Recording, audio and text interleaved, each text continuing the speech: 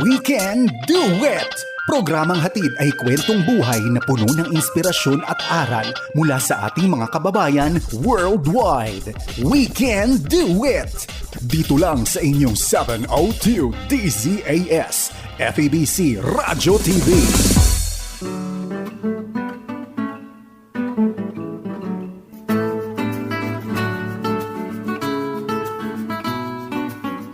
Magandang araw po sa inyong lahat mga kaibigan. Nagkakarinigan po ulit tayo rito sa ating pong palatuntunan.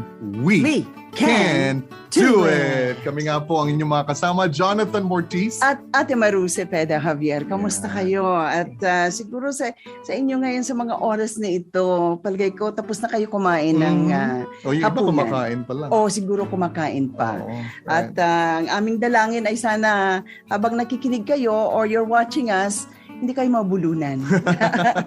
The more kayo na mag-enjoy ng blessing ng Panginoon na nasa table. So, right. Hindi lamang ho kayo nabubusog physically, nabubusog din kayo spiritually. Yes. We can do it. That's right. At ganun din ang ating mga tagapakinig sa morning naman, ay almusal naman sila. Napakasarap. Yan. Especially pag may init na kape. Yan talaga ang ewan ko ha. Sino ba na nagpauso ng ng kape sa umaga? Kape? Marunong. Ang alam mo. Kape kasi galing sa Amerika yata. Ganun ba? Ang tea kasi, di ba, sa mga sa mga Chinese. At saka, Chinese, sa mga Brits. Ayan. Kaya, ewan ko, coffee. Pero both, Ate Maru, gusto ko. Yun. Yung Batangas coffee. Ay, sarap din I'm yan. barako. Ayan, nako. Maski hindi ka barako. Barako ka lang sa kape. So muli mga kaibigan, maraming salamat po sa pagsama ninyo sa amin. At maraming salamat din sa yung nagparamdam at nag-text sa amin. Talagang enjoy po. Message us, mga kaibigan. Kwentuhan nyo rin po kami habang kami ay nagkikwento sa inyo. By the way, nakantabay sa atin yung guest natin si Jerry Chu. Yes. And we will introduce him properly later. Ay nako, you will enjoy. So stay put lang kayo dyan. Stay tuned sa ating program. You will enjoy the whole program today. Well, ito nga po ang programang We Can Do It na papakinggan sa FEBC Radio TV, sa Facebook at sa YouTube channel ng 702 DZAS FEBC Radio TV. Gayon din po sa Channel 185 sa GCTV tuwing Sabado, alas 6:30 naman yan ng umaga. Okay. So, ano ba yung mission day mo dyan? Yan, ang mission day natin mga kaibigan ay patungkol ho sa Myanmar. Actually, prayer item itong share natin. I see. Okay. But at the same time, I would just like to remind you mga kaibigan, yung Great Commission ng ating Panginoon. Kaya po tayo ay merong FEBC International, FEBC Radio International, dahil ho sa Great Commission ng ating Panginoon. He started it, He commissioned us, and we're following it. Ngayon po, tayo as an organization ay nagpapahayag ng salita ng Diyos. Hindi lamang po ang FEBC, kaya ho kami narito, ang akin, sa puso natin. Every one of us is a missionary. Kahit saan po kayo nilagay ng Panginoon, yun ho yung mission field ninyo. Kasi sabi ng Panginoong Hesus, all authority in heaven and on earth has been given to me.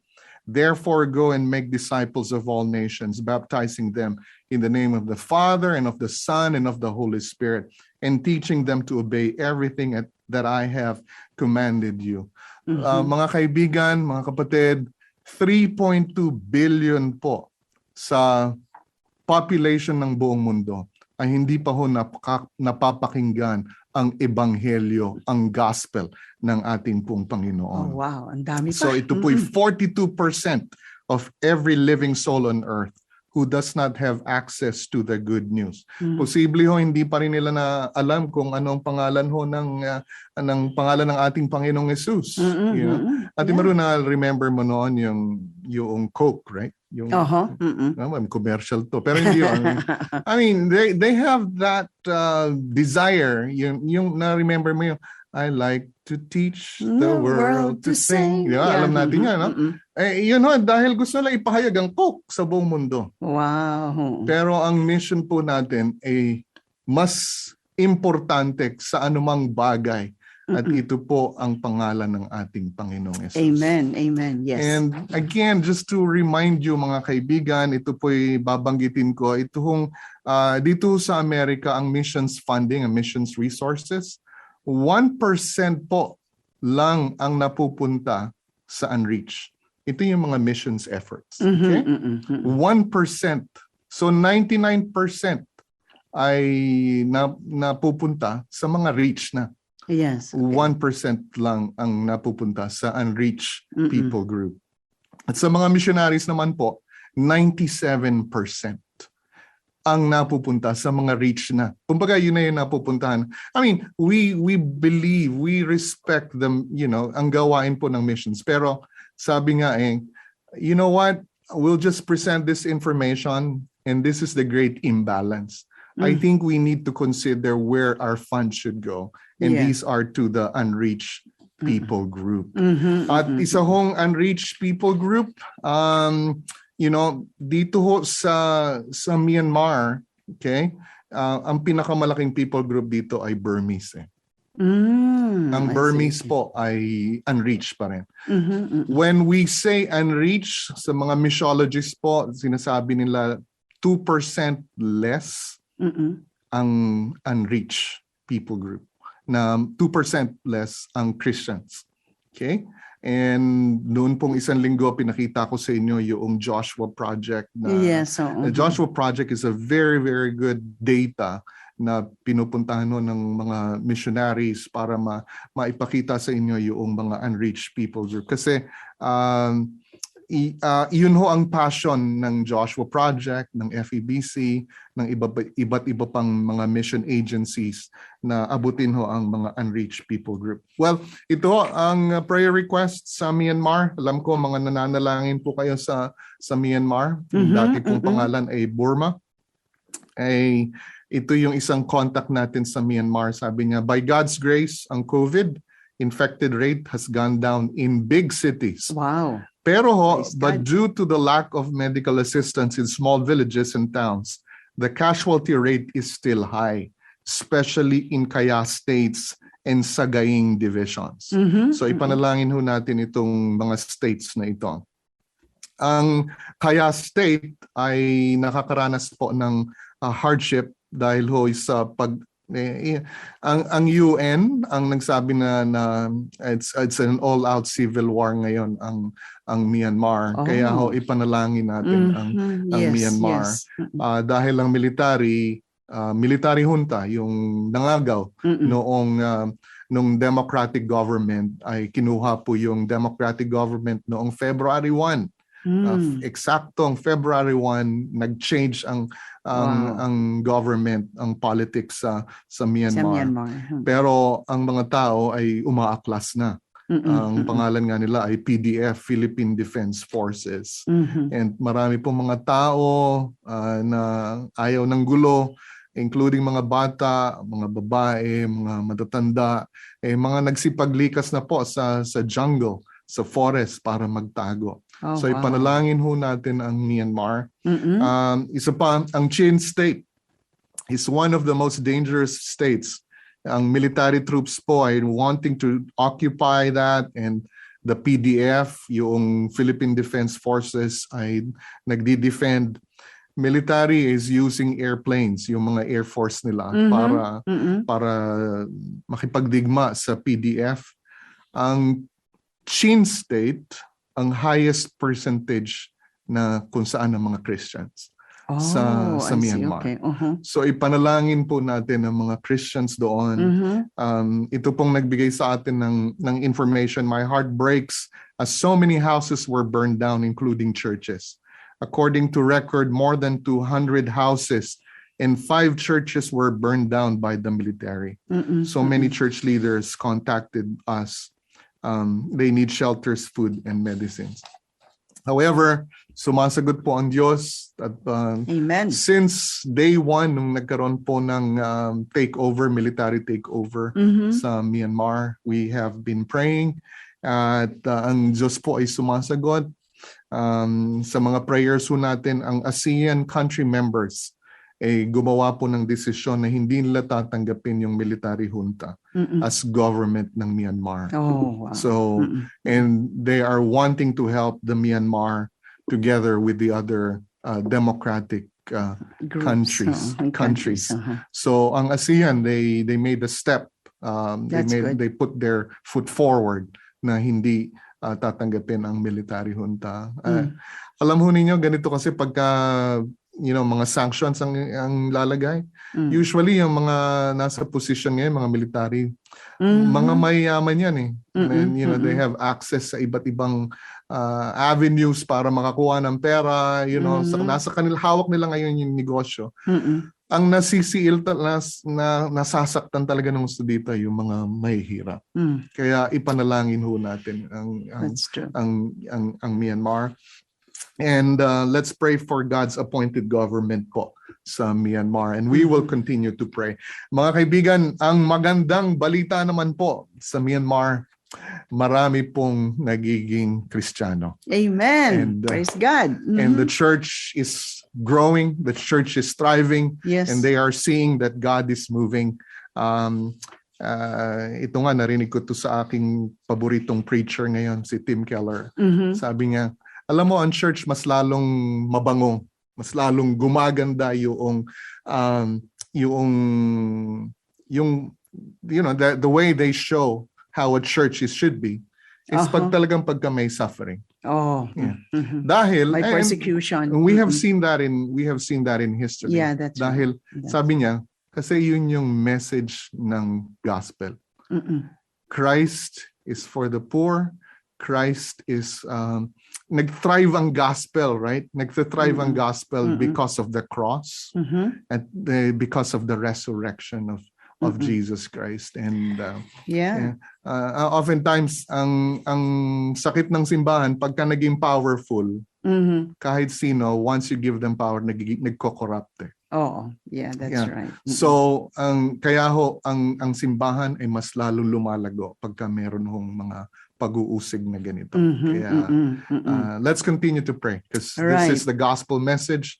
The gospel message thrives in hardships because of the message of the cross. Amen. Yeah. Amen. At ang pangako naman ng Panginoon, ang sabi niya, in this world you will have tribulation. But be of good cheer, for I have overcome the world. Yes. Yan.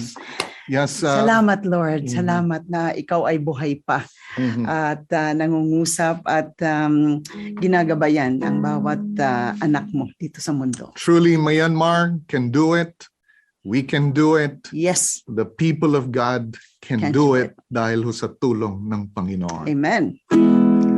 You can do it. We can do it. Really, we can do it too. You can do it. We can do it. Really, we can do it too.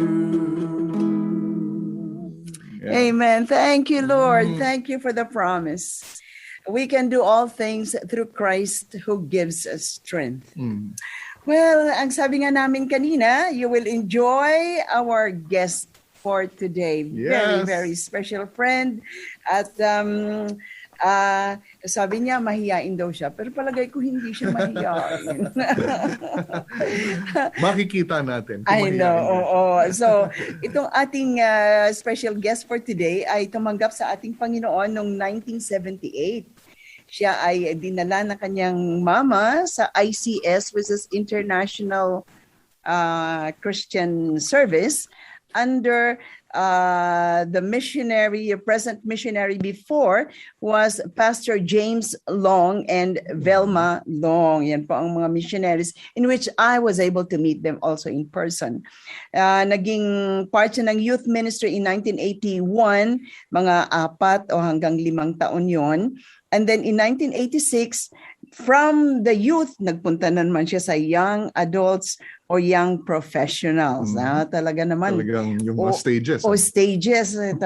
Nakikita ko talagang masigasig ito nung siya ay medyo nasa 20s pa. Born leader born leader. Yes. And then in 1993, siya po ay nakapag-asawa ng isang gynecologist, a doctor sa atin, si Doktora Ana. Yes. I'm blessed by 3 children. Si Jam, si AJ, and then si Jill.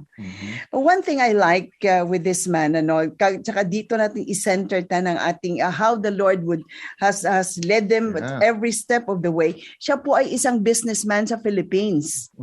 At yung business niya were related sa construction, importation of cars, and would you believe he is handling 350 employees. But then, when the Lord leads you, talaga namang i-uproot ka ng Panginoon. They left the Philippines for the USA in 2006. Yep. Now, itong istorya niya ay mag-uumpisa dyan. I-welcome natin sa ating program our special friend, Brother Jerry Tu. Brother Jerry, welcome sa program. Welcome. Magandang hapon sa inyo. First of all, can you hear me? Oh, yes. Very salamat loud and po. clear. Salamat. Magandang hapon po kay Sister Maru, Brother Jonathan, at saka sa mga nakikinig.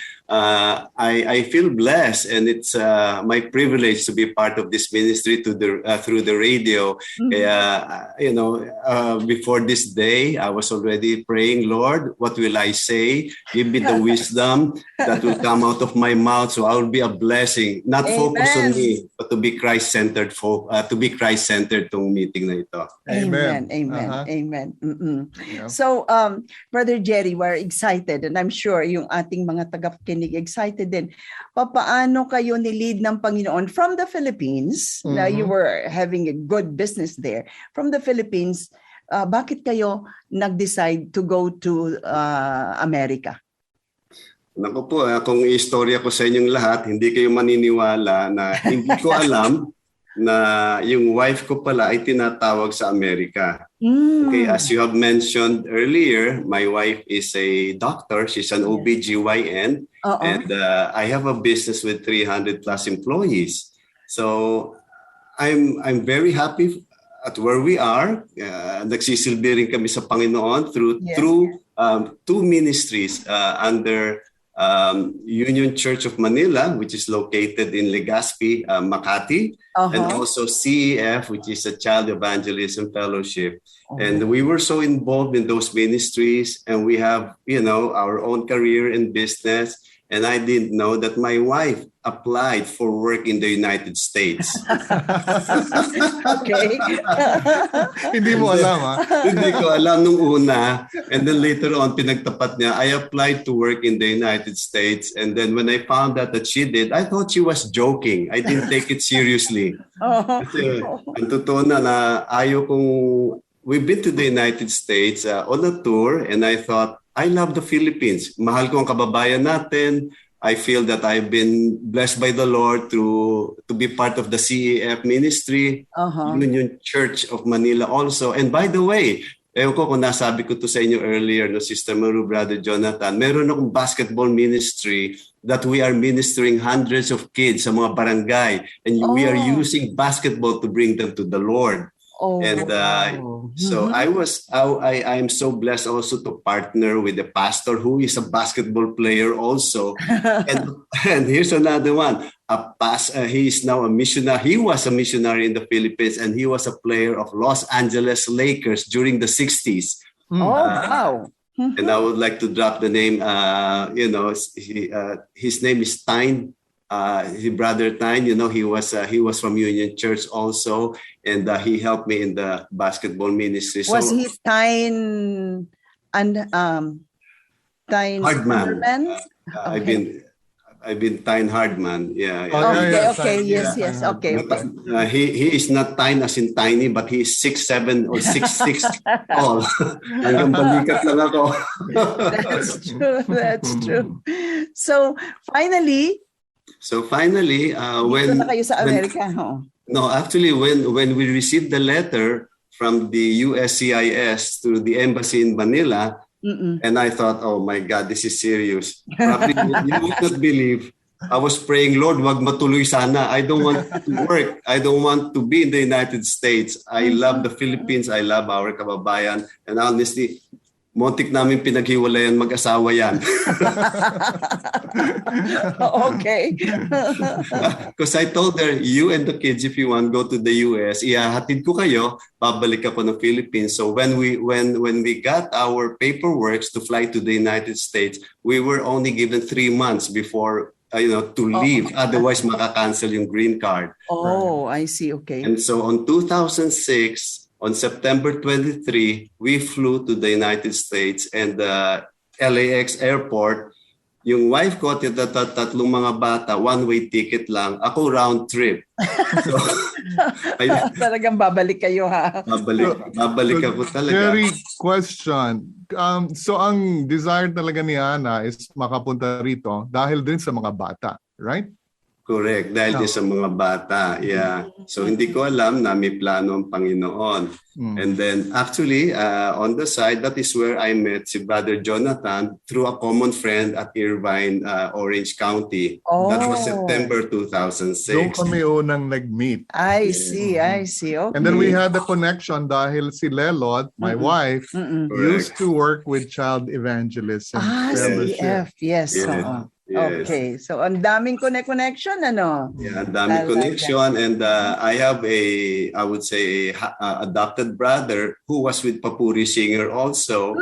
And most of their friends, the mga younger generation, kasi adopted brother ko namin, ay mga Papuri Singers din. So, nagkaroon kami ng connection ni Jonathan. And it was that started our friendship. Yeah. At ito yung si Ronald Rivera?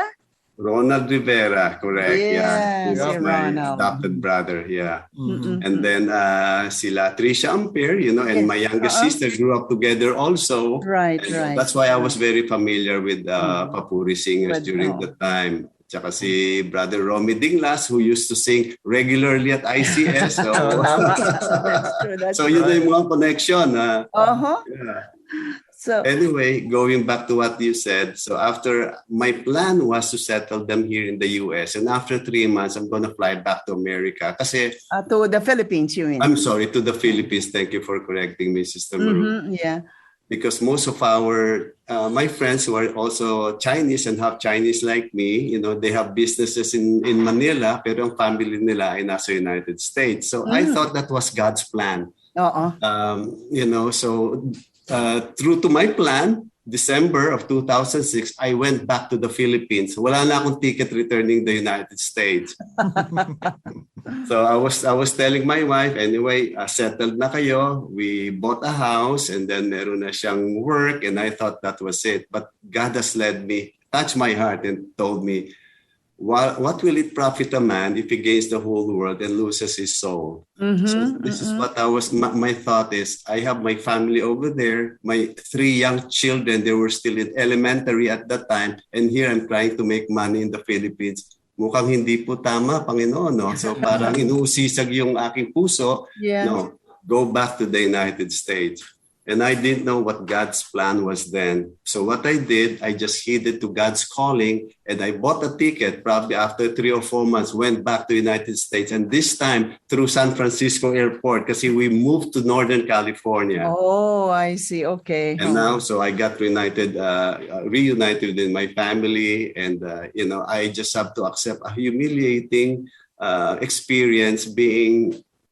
And I would not probably say, I should have not said humiliating, but it's a privilege to be a father, a house husband, if I would say, for 5 years, napakahirap po. Well, Jerry, we totally understand that, for us na mga nag-migrate, kasi na-experience natin yung from kung saan man yung position natin doon, and then all of a sudden, you'll be starting from Scratch. something, Right. Dito. Kaya, yes, please. And hats off ako sa iyo. Hats off.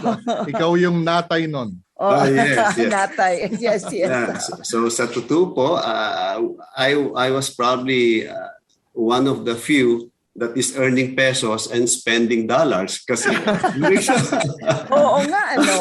Kasi continuous pa rin yung business mo noon, right? Pagka Correct. pumunta ka sa States. Okay. Correct. Pag pupunta ako sa Philippines, I normally go to the Philippines 3 times a year. So every 3 or 4 months, I'm in Manila. Oo. And then yung pamilya ko naiiwan sa San Jose, California. And so it was very hard for me also. And then when I'm in the US, ang wife ko, she's working in the skilled nursing facility.